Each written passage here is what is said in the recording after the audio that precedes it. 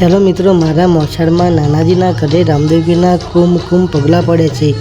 મારા નાનાજી દર 12 વર્ષથી રણોજા ચાલતા જતા। એમની કઠોર ભક્તિથી પ્રસન્ન થઈ રમાપીરે એમના ઘરમાં પગલાં પડે છે।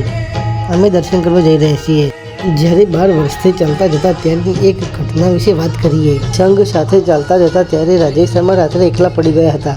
ત્યારે રસ્તો બતાવવા માટે રામાપીર એક વૃદ્ધ આદમીના રૂપે આવ્યા અને રસ્તો બતાવ્યો અને કેમ્પે પહોંચાડ્યા। એના પછી કીધું, આપણે મેળામાં મળીશું, કાં તો હું તમારા ઘરે આવીશ। પછી તે નીકળી ગયા। થોડાક આગળ જતાં અદૃશ્ય થઈ ગયા। એના પછી મારા દાદાને લાગ્યું કે રામાપીર પોતે જ આવી ગયા અને રસ્તો બતાવ્યો। મિત્રો, આપણે મારા મોસાળમાં આવી ગયા છીએ, તો અમારી સાથે બન્યા રહો। હું તમને દર્શન કરાવું છું।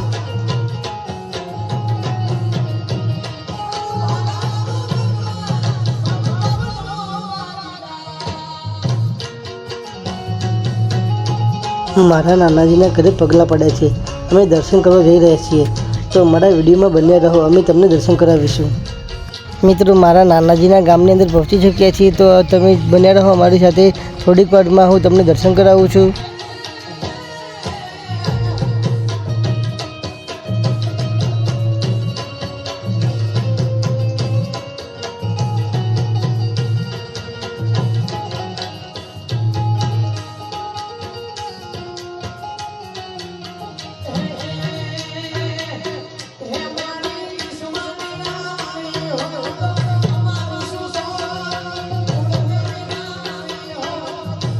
મિત્રો, તમારે દર્શન કરવા હોય તો તમે આવી શકો છો। ગામ સુજિંત્રા છે, પાટણ જિલ્લાની અંદર આવેલું છે।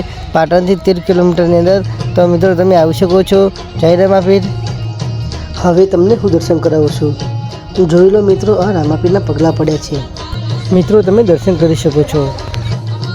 મિત્રો, આ રામાપીરના પગલાં પડ્યા છે ટાઇલ્સની અંદર। આનો પણ બંદોબસ્ત કરેલ છે। કાચનું મંદિર પણ લાવેલ છે, તો એની અંદર રાખવાનું છે। તો મિત્રો, અમારા આવા જ વિડીયો જોવા માટે અમારી ચેનલને લાઇક, કમેન્ટ અને સબસ્ક્રાઈબ કરવાનું ભૂલશો નહીં।